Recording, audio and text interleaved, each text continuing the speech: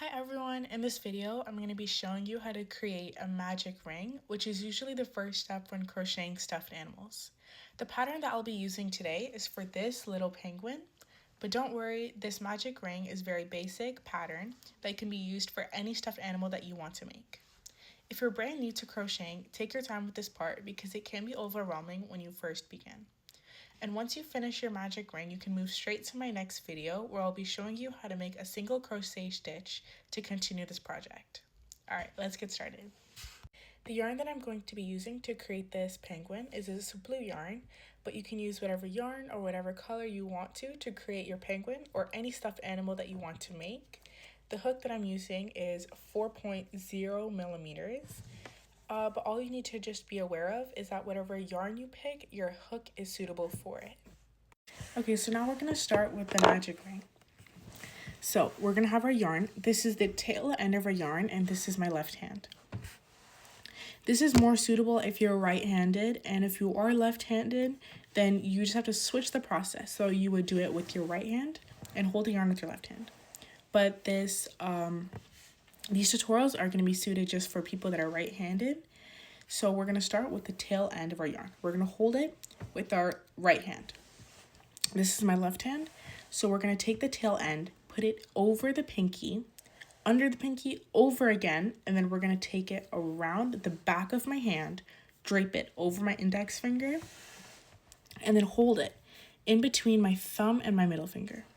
So we're going to pull this yarn until the tail end is at least 2 to 3 inches because you need quite a bit of yarn for this next step.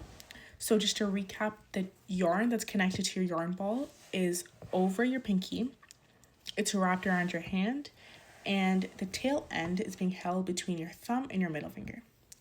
We're going to take the tail end and we're going to loop it just like that. We're just going to loop it.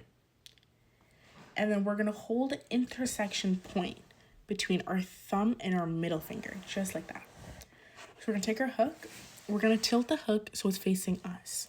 And then we're going to put it through the hole and place it so that the hook is in between the yarn and you. So first we're going to put it underneath the working yarn and then over. And then once the yarn meets the hook, we're going to tilt the hook down. And then we're going to pull it.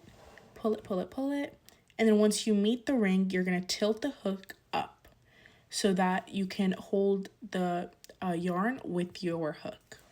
We're going to do this one more time. So we're going to put the hook so that it's facing us.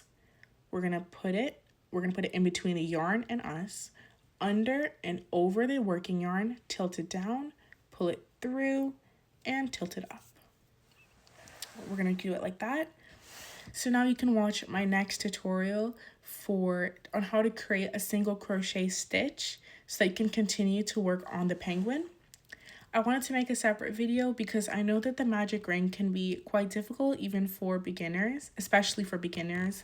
So if you need to do this part a couple times, don't worry about it.